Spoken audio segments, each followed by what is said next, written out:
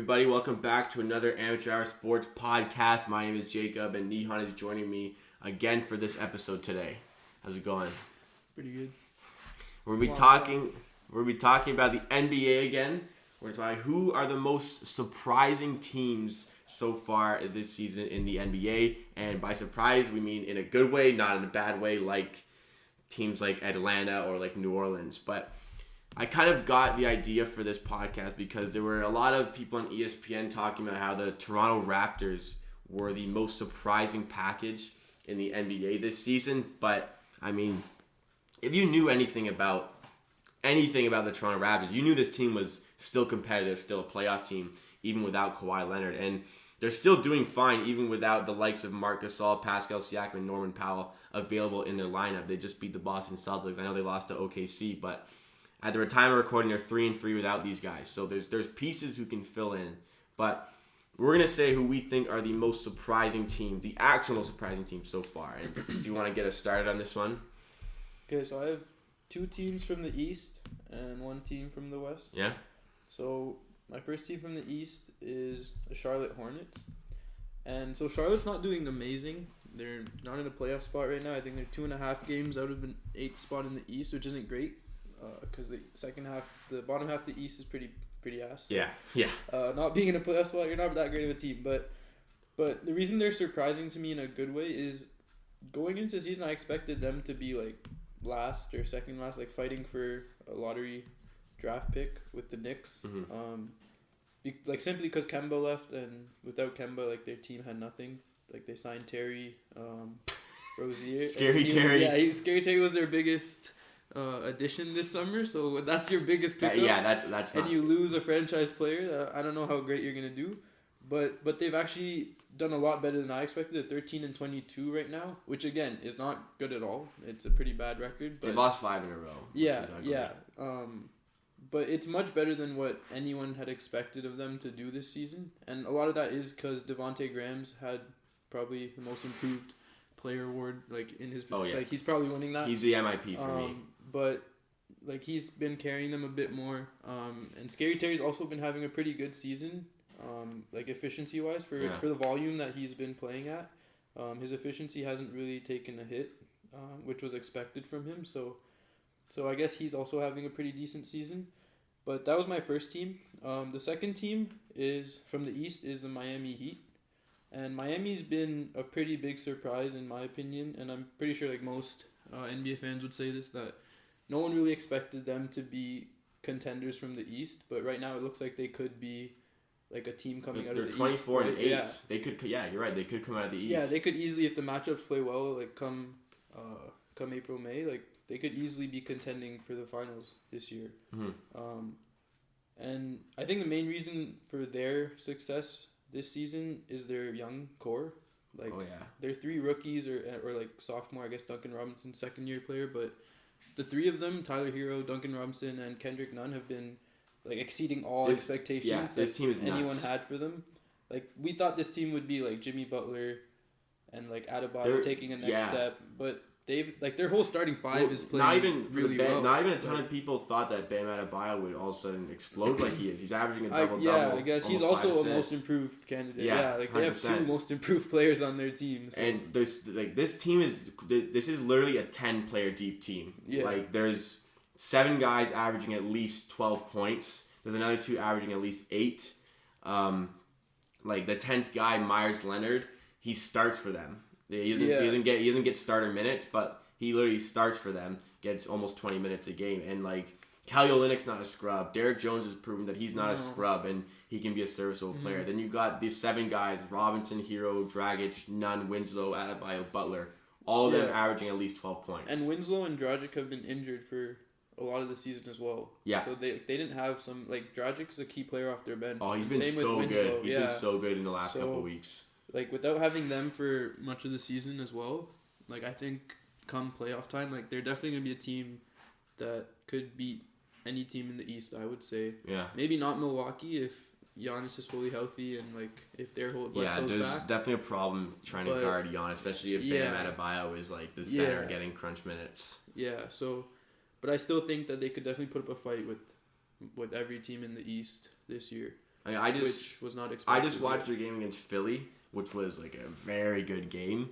And the one area of problem I see is that like Bam Adebayo had to guard Joel Embiid like late game, and Joel Embiid is gonna go to town because Bam Adebayo is 6'9", Joel Embiid is 7 feet tall, so like 7'1". So that's where a problem could lie. But then if you have guys hitting big shots like that Tyler Hero step back three, like, there's so many weapons on this team. It's ridiculous how good they can be. Especially, I mean, they're young too, like you said, right? Yeah. In the next few years, Miami might be able to run the East. Yeah, like if Bam can take like another step next season and be like a top center, I feel like he could be a top center in the league. Right? Yeah, so I agree. If he can get to that point, like Butler, Bam, and then say like Nunn or Hero pick it up and take over like a starting guard position with Butler, like that would be pretty scary too. Yeah. Yeah. And it's like the bench too. Like I said, the bench is so good. Yeah. But you said you had one team in the West. Yeah, so I think we both have the same team here. It's the Mavs.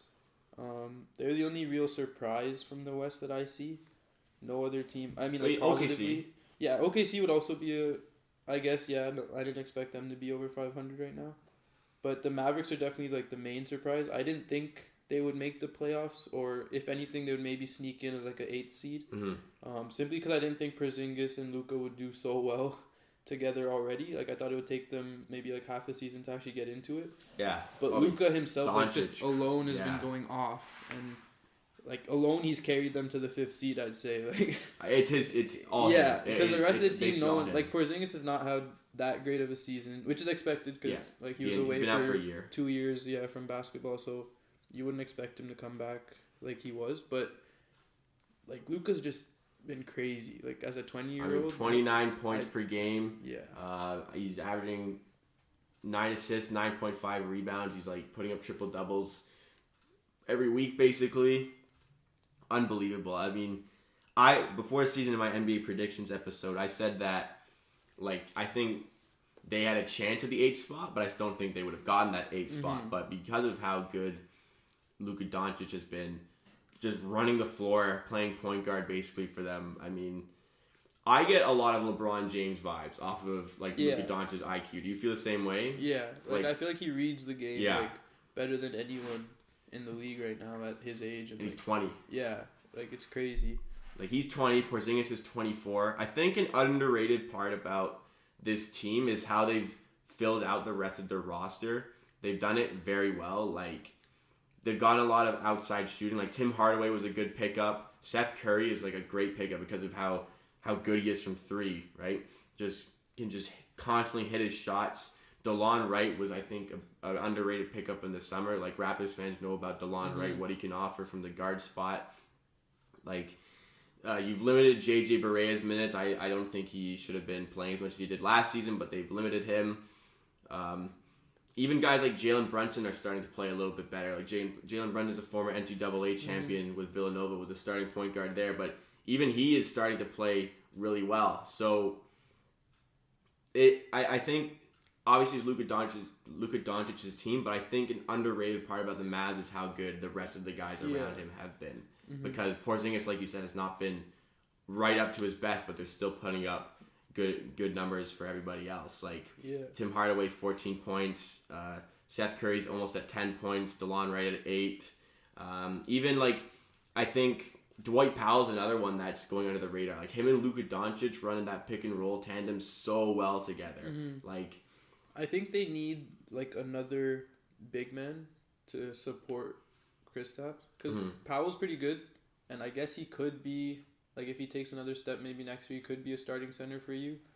But I think having him off the bench would be better, and if they could find like another starting big to go alongside Kristaps. I mean, Kleber's been all right at like because they're kind of committed to a shooting team, and Kleber's good at shooting for a big. He's playing like 38%, but like they get like a dominant big. Yeah, I feel that would like really solidify them as like a top team in the West. I think that they are the most surprising team in the NBA this season. As good as Miami has been, like I had Miami finishing as like a lower seed in the East, whereas the Mavs did not see them making the playoffs. That's been for me the biggest surprise story of this season. And like Charlotte's been fine.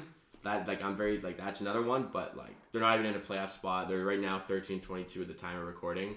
That's a surprise, but the Mavs, how good that team has been is unbelievable to me. Yeah, because even the Heat, we expected them to like be a top, like at least I expected them to be a top 5 team at least in the East. I East. thought like you'd get like, 4 to 8. Yeah, probably from their seeding. So even that, like them being second is a pretty big surprise, but the Mavs definitely like, I feel like they could give like most teams a run in the playoffs. Like, yeah.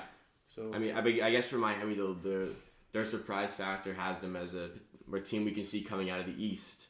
And they're beating they're beating big teams. Like I think they just come off 2 big wins against Indiana and against the 76ers in back-to-back nights. So yeah, they're up there. But for me, the Mavs, just because of where I perceived them at the start of the season. But that'll end this episode. Thank you for listening to another episode. If there's another team you think was a bigger surprise, you can let us know. Twitter or Instagram at AmateurPDC. Subscribe on YouTube, Amateur Sports. Follow on Spotify, also Amateur Sports. And keep coming back for daily content. We post every single day to keep you up with the sporting world. We'll see you again tomorrow.